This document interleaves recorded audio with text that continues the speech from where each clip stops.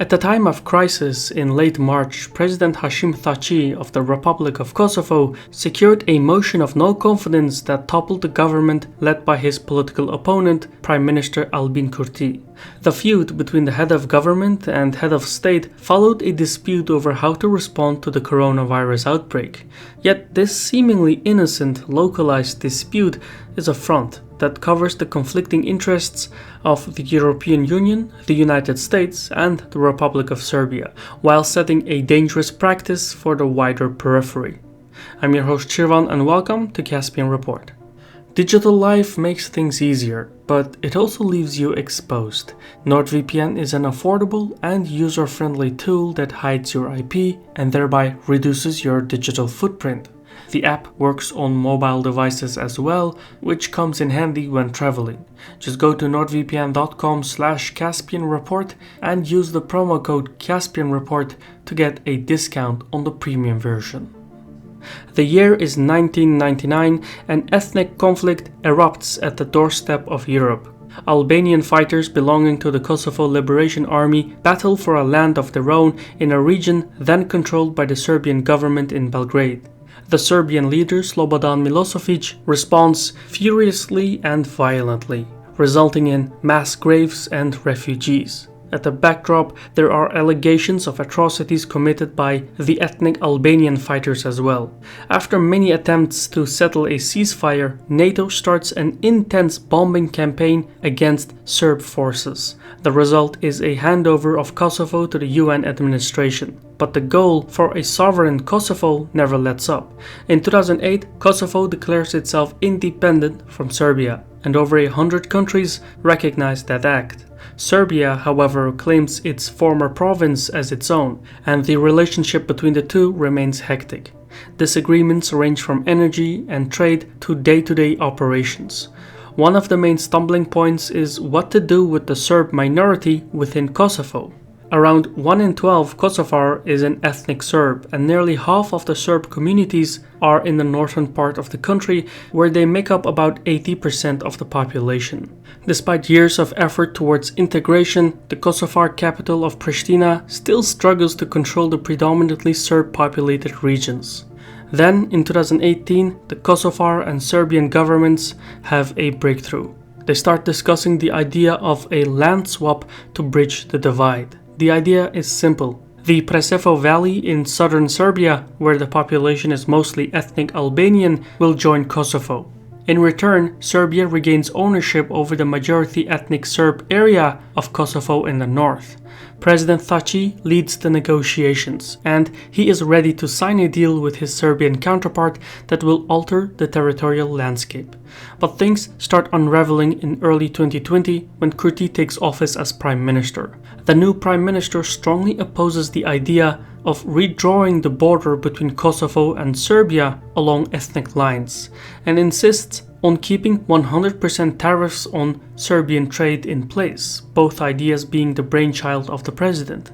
Then Kurti takes it a step further and announces a war on corruption and organized crime, which threatens Thaçi's position. The thing is, Thaçi is a former guerrilla fighter who was at the head of a secessionist militia that sought the separation of Kosovo from Yugoslavia and Serbia in the 1990s. Now, his past has caught up with him. It is believed that he was involved in several criminal activities and human rights violations, and the special court in The Hague is looking to charge him for war crimes. At this point, Thaçi hits back and, together with his political allies, manages to pass a motion of no confidence when Kurti imposes restrictions on the movement of people and goods during the coronavirus outbreak. It's clear that Thaçi's decision to topple Kurti's government was as much a political pursuit of passing the deal with Serbia as well as an effort to protect himself from criminal prosecution. And this is where things start to go international. Thaçi lacked the electoral support to overthrow the head of government lawfully, so he found support in the United States, whose special envoy in Kosovo backed the no-confidence motion. Without American approval, the Kosovar government could not have been overthrown, and the motives for Washington are pretty straightforward. Brokering a historic agreement between Kosovo and Serbia would be a much-needed foreign policy victory for the Trump administration, especially in the run-up to the presidential election. But this political crisis in Kosovo is cause for concern for many reasons. The main one being that it could very well trigger a domino effect and destabilize the entire region, mostly because it puts the idea of land swaps back on table. Some lawmakers and lobbyists believe that redrawing the border along ethnic lines would break the existing stalemate and normalize relations between Serbia and Kosovo. Most analysts, however, argue that the act would aggravate tensions across the Balkans. An exchange of territory would inevitably involve an exchange of population as well. Even with UN oversight and with peacekeepers in place, such a movement of people could result in renewed ethnic violence. In turn, that would destabilize the political formula, possibly even triggering new secessionist movements in the entire region. We've seen this story unfold too many times in modern history. Ever since the collapse of the Iron Curtain, there are pockets of ethnic communities all across the Balkans where residents dislike the country they live in. This applies to the 500,000 Albanians in Macedonia, 500,000 Turks in Bulgaria, and more than 1 million Hungarians in Romania. If Kosovo and Serbia are allowed to exchange territories, it will alter public expectations across the region. Just think of the response by Serbians and Croatians in Bosnia-Herzegovina or the Muslim communities in Serbia. There are no exceptions in international law, and other minorities would likely demand the same treatment. By the way, you can explore this map on your own in 3D and use it for personal, business, or even research purposes. It's available for those who join either the YouTube program or the Patreon network. See the description box for more. Anyway, so a land swap may sound good on paper, but in practice, it would open too many old wounds and play right into the hands of separatist nationalist forces. And in a place as sensitive as the Balkans, that almost always ends in armed conflict. We know this because the idea of creating ethnically homogeneous states has occurred multiple times in the history of the Balkans, and it never ended well. Land swaps, especially done in a rush to fit political agendas, like it seems to be the case here, could do a lot more harm than good. Up until 2018, Washington and Brussels opposed any land swap deal for the reason that it could destabilize the periphery. However, by interfering in Kosovo's domestic affairs and by helping to remove a democratically elected government official at the time of the coronavirus pandemic, the United States has thrown its entire Balkan strategy in the bin. Washington's decision went against its European partners and further strains the transatlantic relationship. It also places Kosovo's independence and sovereignty in jeopardy. Now, Kosovo is known to be a country that has been overwhelmingly pro-American since the NATO operations in Yugoslavia. However, most citizens are increasingly concerned with Thaçi's vanguard of former militia fighters in the political arena, which has thus far failed to deliver efficient governance. So, with much of the Kosovar public being in support of Kurti, the American push to remove the prime minister is an ill-received move that could alter Kosovo's attitude towards the United States in the near future. Part of the blame also falls on Brussels. By its inaction, the EU failed to prevent the collapse of the Kosovar government and the subsequent political crisis, even though the Western Balkans are crucial for the security and stability of its member states in the east. In fact, the EU's recent history in the region has been a failure on multiple fronts. It has often lacked a coherent and unified policy for the Balkans, leading to domestic political instability in numerous countries. It has also compromised its values and enabled the rise of authoritarian leaders, hence accelerating the region's democratic backsliding.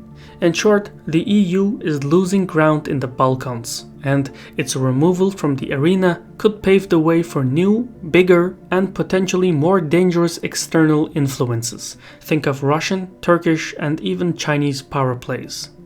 The Balkans has long been a battlefield of great powers. Russia, for one, has tried to play a role in the Balkan politics and regards the regional conflicts as an opportunity to exert its influence over the local actors and slow their integration into Western institutions. For instance, Moscow has fostered a rather strong diplomatic partnership in Serbia and supports Belgrade through economic, military, and diplomatic means.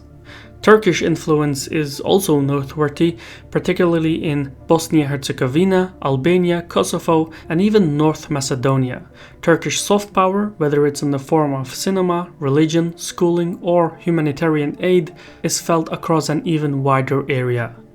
Even distant China is now entering the game. Beijing perceives the EU's inaction as proof of a power vacuum. In recent years, China has positioned itself as a powerful external actor in the Balkans, which it sees as a valuable space in regards to its Belt and Road Initiative. China's influence in the Balkans is still a work in progress, but while the Russians and the Turks lack the economic capacities to expand their footholds, China holds the financial means to back its vision. Though the United States and the European Union have been fundamental in proliferating stability and security across the Balkans and deserve credit for their efforts, Western influence in the Balkans is in decline. European neglect coupled with American disinterest leaves enough room for Moscow, Ankara, and Beijing to expand their bearings in the region. Without Western participation, the Balkan arena could see even more authoritarian lawmakers and even more corruptive practices, all contributing to a destabilizing battle space. In truth, the European Union hasn't completely abandoned the Balkans to this point, though Washington's efforts haven't helped. In the past few weeks, Brussels has shown renewed interest in the region and succeeded in initiating a dialogue between Kosovo and Serbia. Policymakers from both countries met in Brussels last month for the first time since November 2018, and another meeting is planned for September. With the United States increasingly on the sidelines, the EU must either step up and take the lead in advancing the negotiations, or do nothing and watch how the Kosovo talks reignite tensions across the Balkans. I've been your host Shirvan from Caspian Report. Help us to counter the algorithm by hitting the like button, leaving a comment and subscribing. Thank you for watching, and Sahol.